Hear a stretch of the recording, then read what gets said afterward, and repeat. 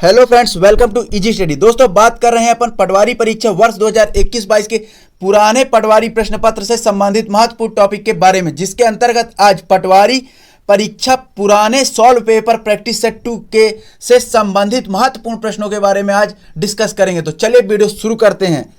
तो पहला प्रश्न है, विधानसभा में जीएसटी कानून पारित करने वाला भारत का पहला राज्य कौन सा था? इसका राइट आंसर है असम। जी, इसका राइट आंसर है असम। अगला प्रश्न है, काष्ठ विज्ञान और प्रौद्योगिकी संस्थान कहाँ स्थित है? तो इसका राइट आंसर है बेंगलोर में स्थित है। अगला प्रश्न है, भारत में कौन सी संस्था एक लोकप्रिय विज्ञान मासिक साइंस रिपोर्टर का प्रकाशन करती है? तो इसका राइट आंसर है निस्केयर। जी हाँ, क्या? निस्केयर। अगला प्रश्न है, निम्न में से कौन सी नदी भोपाल के सबसे निकट बहती है? तो इसका राइट आंसर है बेतवा नदी भोपाल के सबसे निकट बहती है। अगला प्रश्न है, राष्ट्रीय खेल दिवस प्रत्येक वर्ष को मनाया जाता है? तो इसका राइट आंसर है 29 अगस्त को राष्ट्रीय खेल दिवस मनाया जाता है। जी हाँ, कब? 29 अगस्त को। आगे बढ़ते हैं, कुछ और प्रश्न देखते हैं। अगला प्रश्न है, एक राज्य का राज्यपाल एक डैश डैश डैश होता है? तो इसका राइट आंसर है संवैधानिक प्रमुख होता है। कौन होता है? संवैधानिक प्रमुख होता है। अगला प्रश्न है, वर्तमान में भारत के नियंत्रक एवं महालेखा परीक्षक सीएजी कौन है? तो इसका राइट आंसर है राजीव महर्षि। जी हाँ, इसका राइट आंसर क्या है? राजीव महर्षि। आगे बढ़ते हैं, भारत के पहले ओडीआई क्रिकेट का कप्तान कौन था? जी हाँ, भारत के पहले ओडीआई क्रिकेट का कप्तान कौन था? इसका राइट आंसर है अजीत वाडेकर। अजीत वाडेकर। अगला प्रश्न है, स्माइलिंग बुद्धा के नाम से किसे जाना जाता है? इसका राइट आंसर है भारत के पहले सफल परमाणु बम परीक्षण के लिए कोड नाम है ये स्माइलिंग बुद्धा। अगला प्रश्न है, अशोक चक्र में कितनी तीलियां होती हैं? जी हाँ, अशोक चक्र में कितनी तीलियां होती हैं? तो ये सब आपको पता होगा कि अशोक चक्र में 24 तीलियां होती हैं। अगला प्रश्न है, हमारे देश में आयोजित उस कार्यक्रम का नाम क्या है जिसका लक्ष्य प्राथमिक विद्यालय में न्यूनतम आवश्यक सुविधाएं उपलब्ध कराना है? इसका राइट आंसर है ऑपरेशन ब्लैक बोर्ड। जी हाँ, ऑपरेशन ब्लैक बोर्ड।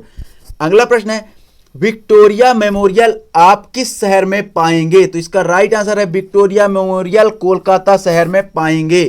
अगला प्रश्न है, वर्ष 2011 की जनगणना के अनुसार मध्य प्रदेश के किस जिले में साक्षरता की दर सबसे ज्यादा थी?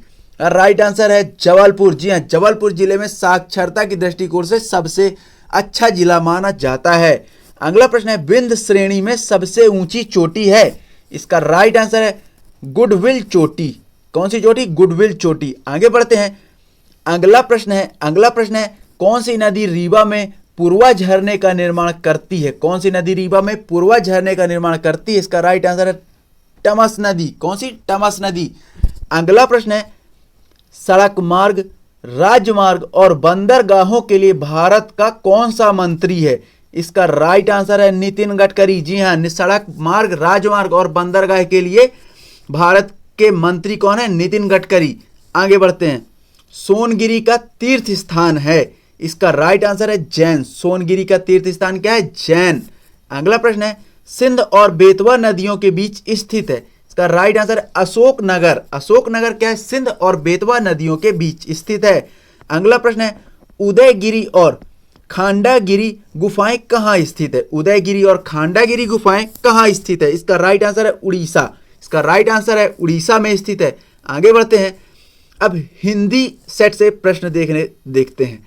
तो पहला है, स्वर सहित व्यंजन है? तो इसका राइट आंसर है का।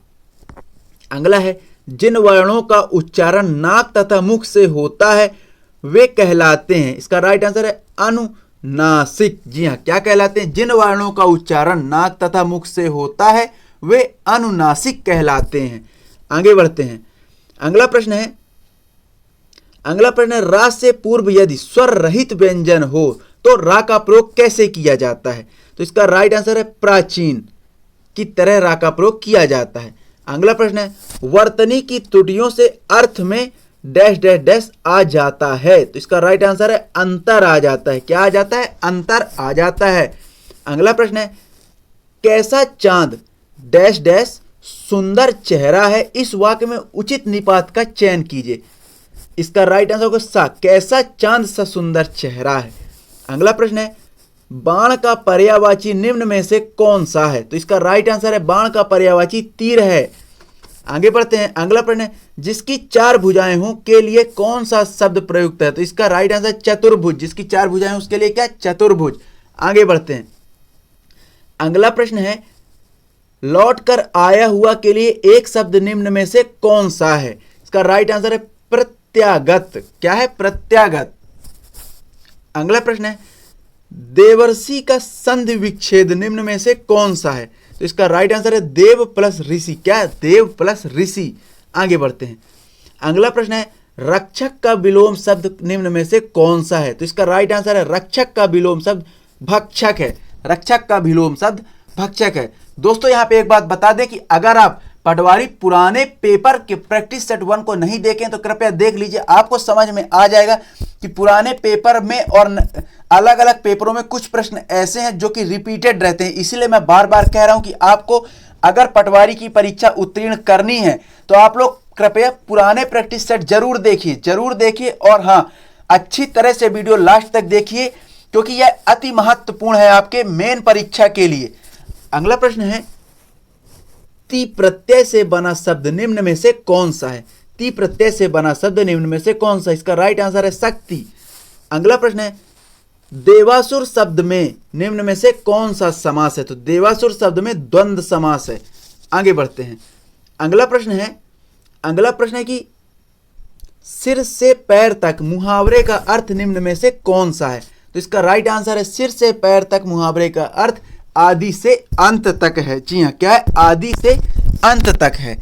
अगला प्रश्न है शासन का शुद्ध रूप निम्न में से कौन सा है? शासन का शुद्ध रूप निम्न में से कौन सा है? राइट आंसर है शासन। आगे बढ़ते हैं। अगला प्रश्न है हम मानव को मुक्त करेंगे यही विधान हमारा है, भारतवर्ष हमारा है, यह हिंदुस्तान हमारा है। इन पंक्तियों में निम्न में से कौन सा रस है? तो जी हाँ, इन पंक्तियों में कौन सा रस है? वीर रस है। इन पंक्तियों में वीर रस है। अगला प्रश्न है सोहत ओठे पीतपट श्याम सलोने गाता मनहु नीलमणि शैल पर आतप परयो प्रभाता में कौन सा अलंकार सही है? इसका राइट आंसर है उत्प्रेक्षा अलंकार। आगे बढ़ते हैं। अगला प्रश्न है बद उपसर्ग किस भाषा का है? तो इसका राइट आंसर है उर्दू फारसी। जी हाँ, उर्दू फारसी भाषा का क्या है? बद उपसर्ग है। अगला प्रश्न है नीचे दी गई पंक्ति में कौन सा अलंकार है? तो नीचे दी गई पंक्ति में कौन सा अलंकार है? देखते हैं। मेखलाकार पर्वत अपार। जी हाँ, मेखलाकार पर्वत अपार अपने सहस्त्र दृग सुमन फाड़ा अब लोक रहा था बार बार नीचे जल में निर्महाकार। इसका राइट आंसर है इसमें रूपक अलंकार है। क्या है? रूपक अलंकार है। आगे बढ़ते हैं। स्थायी भाव के साथी होते हैं तो इसका राइट आंसर है संचारी भाव। स्थायी भाव के साथी कौन होते हैं? संचारी भाव। अगला प्रश्न है अधलिखा में प्रयुक्त उपसर्ग बताइए। इसका राइट आंसर है अध। अधलिखा में प्रयुक्त उपसर्ग क्या है? अध। आगे बढ़ते हैं। अगला प्रश्न है देश में निम्नलिखित राज्यों में से कौन सा 2016 में प्याज का सबसे बड़ा उत्पादक राज्य था? इसका राइट आंसर है महाराष्ट्र। जी हाँ, महाराष्ट्र 2016 में प्याज का सबसे बड़ा उत्पादक राज्य था। अगला प्रश्न है वर्ष 2016-17 से 18-19 तक 3 वर्ष की अवधि के लिए प्रधानमंत्री आवास योजना ग्रामीण के तहत ग्रामीण क्षेत्रों में घरों की लक्षित संख्या क्या है? इसका राइट आंसर है 1 करोड़। अगला प्रश्न है इस अवधि के लिए प्रधानमंत्री कृषि सिंचाई योजना कार्यान्वित की जा रही है। इसका राइट आंसर है वर्ष 2015-16 से 19-20 तक की अवधि में कार्यान्वित की जा रही क्या? सिंचाई योजना। अगला प्रश्न है भारत में 2014-15 की तुलना में निम्नलिखित में से कौन सी फसल 15-16 में अधिक उत्पादन दर्ज की गई थी? इसका राइट आंसर है इनमें से कोई नहीं। जी हाँ, ना तो मोटा अनाज, ना तो दालें, ना तो तिलहन, इनमें से कोई नहीं। अगला प्रश्न देखते हैं। अगला प्रश्न है 2003 में फसल बीमा योजनाओं के कार्यान्वयन और प्रशासन के लिए निम्न में से किसे स्थापित किया और कारोबार शुरू किया? इसका राइट आंसर है agriculture insurance company of India limited. अगला प्रश्न है, कृषि और किसान कल्याण मंत्रालय भारत सरकार द्वारा की गई कृषि जनगणना 2010-11 के अनुसार निवल सिंचाई क्षेत्र मिलियन हेक्टेयर था। तो इसका राइट आंसर है कितना, 64.57 मिलियन हेक्टेयर था। अगला प्रश्न है, मध्य प्रदेश पशु नियंत्रण अधिनियम डैश डैश डैश में अधिनियमित किया गया। इसका राइट आंसर है मध्य प्रदेश पशु नियंत्रण अधिनियम वर्ष 1976 में अधिनियमित किया गया। अगला प्रश्न है, समन्वित बाल विकास योजना कब प्रारंभ हुई थी। इसका राइट आंसर है 2 अक्टूबर 1975 को समन्वित बाल विकास योजना प्रारंभ हुई थी। अगला प्रश्न है, IAY, क्या IAY किस मूलभूत आवश्यकता को पूर्ण करता है। तो IAY ग्रह की मूलभूत आवश्यकता को पूर्ण करता है। आगे बढ़ते हैं। अगला प्रश्न है, मध्य प्रदेश में निम्न में से किस जिले में उर्वरक प्रशिक्षण प्रयोगशाला नहीं है। तो इसका राइट आंसर है भिंड जिले में उर्वरक परीक्षण प्रयोगशाला नहीं है। अगला प्रश्न है, मध्य प्रदेश ग्रामीण आजीविका कार्यक्रम को निम्नलिखित जिलों में से किसमें एक गहन दृष्टिकोण के साथ कार्यान्वित किया गया। इसका राइट आंसर है बड़वानी। जी हाँ, इसका राइट आंसर क्या है, बड़वानी।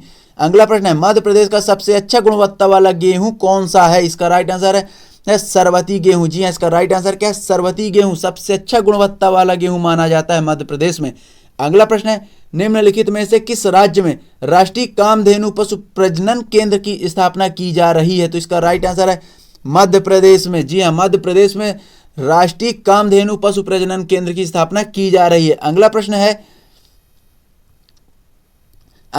राष्ट्रीय पंचायती राज दिवस को मनाया जाता है। इसका राइट आंसर है 24 अप्रैल को राष्ट्रीय पंचायती राज दिवस मनाया जाता है। अगला प्रश्न है, श्यामा प्रसाद मुखर्जी रबर्न मिशन में शुरू किया गया। इसका राइट आंसर है 2016। अगला प्रश्न है, निम्न में से कौन सी बीमा कंपनी प्रधानमंत्री फसल बीमा योजना के अंतर्गत पॉलिसी जारी करती है। इसका राइट आंसर है इफ्को टोक्यो। जी हाँ, इसका राइट आंसर है इफ्को टोक्यो कंपनी जो है प्रधानमंत्री फसल बीमा योजना के अंतर्गत पॉलिसी जारी करती है। अब अपन कंप्यूटर के सेट से क्वेश्चन आंसर देखने का प्रयास करते हैं। तो पहला ही क्वेश्चन है, फेसबुक क्या है। दोस्तों फेसबुक क्या है। दोस्तों एक बात और बता दूं कि जितनी समय मैं यह प्रश्न पढ़ रहा हूं तो वहां अभी से आधा घंटा पहले से और अभी तक फेसबुक, व्हाट्सएप और इंस्टाग्राम किसी कारण बस चल नहीं रहे हैं। तो ये कुछ ऐसा फैक्ट रहा। तो फेसबुक क्या है, तो सोशल नेटवर्किंग वेबसाइट है। क्या है, सोशल नेटवर्किंग वेबसाइट। अगर आपको इस वीडियो की PDF चाहिए तो लिंक टेलीग्राम की लिंक डिस्क्रिप्शन पे दी हुई है, वहां आपको इसकी फुल PDF मिल जाएगी। क्योंकि इस वीडियो पे मैथ को कवर नहीं किया गया है, इसलिए आपको PDF की जरूरत पड़ेगी और PDF आपको कहाँ मिलेगी, टेलीग्राम में। तो लिंक है, फटाफट ज्वाइन कीजिए। अगला प्रश्न है, वेब ब्राउजर कुकीज क्या है। तो इसकी राइट आंसर है यह एक छोटी फाइल है जिसमें यूजर ब्राउजिंग डाटा है। तो यह एक छोटी फाइल है जिसमें क्या है, यूजर ब्राउजिंग डाटा है। अगला प्रश्न है, वीडियो फाइलें डैश डैश डैश फॉर्मेट में उपलब्ध हैं। तो इसका राइट आंसर है AVI फॉर्मेट में वीडियो फाइलें उपलब्ध हैं। अगला प्रश्न है, MS एक्सेल में वर्कशीट में सभी रो और कॉलम को सेलेक्ट करने के लिए कुंजी दबाएं। कौन सी कुंजी दबाना पड़ता है, Ctrl+A। MS एक्सेल में वर्कशीट में सभी रो और कॉलम को सेलेक्ट करने के लिए Ctrl+A की बटन दबानी पड़ती है। अगला प्रश्न है, एक MS वर्ड डॉक्यूमेंट में टेक्स्ट या स्थितियों का नाम निरूपक कहलाता है। तो क्या कहलाता है, बुक मार्क कहलाता है। जी हाँ, बुक मार्क कहलाता है। आगे बढ़ते हैं। अगला प्रश्न है, आउटलुक में नीचे दी गई इमेज में किस प्रकार के मेल पाए जाते हैं। तो इसका राइट आंसर है आपके द्वारा भेजे गए मेल पाए जाते हैं। कहाँ, आउटलुक में। उसके बाद अगला प्रश्न है, वेबसाइट एड्रेस क्या http://www.google.com में कॉम का अर्थ किसके लिए होता है। जी हाँ, ये बहुत बार पूछा जा चुका है कि कॉम का अर्थ किसके लिए होता है। तो बता दें किसके, कमर्शियल, वाणिज्य के लिए होता है। कॉम का अर्थ कॉमर्शियल के लिए होता है। अगला प्रश्न है, निम्न में से क्या सेंट्रल प्रोसेसिंग यूनिट का भाग है। इसका राइट आंसर है अर्थमेटिक एवं लॉजिक यूनिट। क्या, अर्थमेटिक एंड लॉजिक यूनिट। अगला है, MS वर्ड 2007 में कैरेक्टर्स के फॉर्मेट कॉपी करने के लिए किस आइकॉन का उपयोग किया जाता है? तो इसका राइट आंसर है फॉर्मेट पेंटर। क्या? फॉर्मेट पेंटर का उपयोग किया जाता है। अगला प्रश्न है एमएस वर्ड में रीडू के लिए किस आइकॉन का उपयोग किया जाता है? तो यहाँ पे कुछ आइकॉन के चित्र दिए हुए हैं, तो ये रीडू के लिए इस आइकॉन का उपयोग किया जाता है।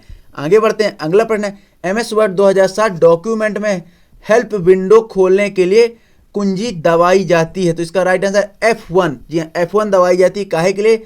हेल्प विंडो खोलने के लिए F1 दबाई जाती है। तो बाद अगला प्रश्न है विषम ज्ञात कीजिए। तो इसका राइट आंसर क्या है? लाइनेक्स क्या है? इसका राइट आंसर क्या है? लाइनेक्स। अगला प्रश्न है एमएस वर्ड 2007 में मार्जिन तथा पैराग्राफ के आरंभ के मध्य छूटा हुआ अंतराल क्या कहलाता है? तो इसका राइट आंसर क्या है? इंडेंटेशन। क्या? इंडेंटेशन कहलाता है, इंडिटेंशन कहलाता है। अगला प्रश्न है कंप्यूटर माउस किस प्रकार का यंत्र या फिर डिवाइस है? तो कंप्यूटर माउस क्या है? इनपुट डिवाइस है। कंप्यूटर माउस क्या है? इनपुट डिवाइस है। अगला प्रश्न है एक संसाधनों और डेटा को साझा करने के लिए कई कंप्यूटर से जुड़ा हुआ होता है। तो राइट आंसर क्या है? नेटवर्क जो है कई कंप्यूटरों से जुड़ा हुआ होता है एक साधन और डेटा को साझा करने के लिए। उसके बाद अगला प्रश्न कंप्यूटर एक है। इसका राइट आंसर है कंप्यूटर एक क्या है? कंप्यूटर एक इलेक्ट्रॉनिक डिवाइस है। इसका राइट आंसर है इलेक्ट्रॉनिक डिवाइस। अगला प्रश्न है एमएस एक्सेल में सेल कंटेंट को एडिट करने का निम्न में से कौन सी सही विधि नहीं है? तो इसके अल्टर कुंजी दबाना सही विधि नहीं है। अगला प्रश्न है एमएस एक्सेल में एक रो और एक कॉलम के प्रतिच्छेदन को कहा जाता है। तो क्या कहा जाता है? इसका राइट आंसर है गीगाबाइट कहा जाता है। नहीं सॉरी, इसका राइट आंसर है सेल कहा जाता है। क्या कहा जाता है? सेल कहा जाता है। अगला प्रश्न है जीबी का विस्तृत रूप क्या है? तो जीबी का विस्तृत रूप क्या है? गीगाबाइट। जी हाँ, जीबी का विस्तृत रूप क्या है? गीगाबाइट है। अगला प्रश्न है एमएस एक्सेल 2007 में सेल में लंबे टेक्स्ट को अनेक लाइनों में विभाजित किया जा सकता है। आप ऐसा डैश के माध्यम से कर सकते हैं। इसका राइट आंसर है होम टैब में रैप टेक्स्ट पर क्लिक करके हम ऐसा कर सकते हैं। आगे बढ़ते हैं। तो दोस्तों यह वीडियो आपको कैसा लगा कमेंट के माध्यम से जरूर बताइए। और हाँ, अगर आप चैनल पर नए हैं तो कृपया चैनल को सब्सक्राइब कर लीजिए, क्योंकि यह पटवारी परीक्षा के पुराने पेपरों का दूसरा सेट है। इसी तरह से 4 से 5 सेट और आएंगे। तो उन सभी वीडियो की लेटेस्ट अपडेट सबसे पहले पाने के लिए आप लोगों को चैनल को सब्सक्राइब करना होगा और बेल आइकन की घंटी दबाना होगा। साथ ही विभिन्न प्रकार की लेटेस्ट जॉब और भी एजुकेशन से संबंधित हुआ सभी नोटिफिकेशन जो कि आपके लिए अत्यधिक महत्वपूर्ण हुआ सभी इस चैनल पर आपके सामने लाई जाती है। तो आप लोग चैनल को सब्सक्राइब कर लीजिए, वीडियो लाइक कीजिए। तो आज के लिए इतना ही। बहुत बहुत धन्यवाद।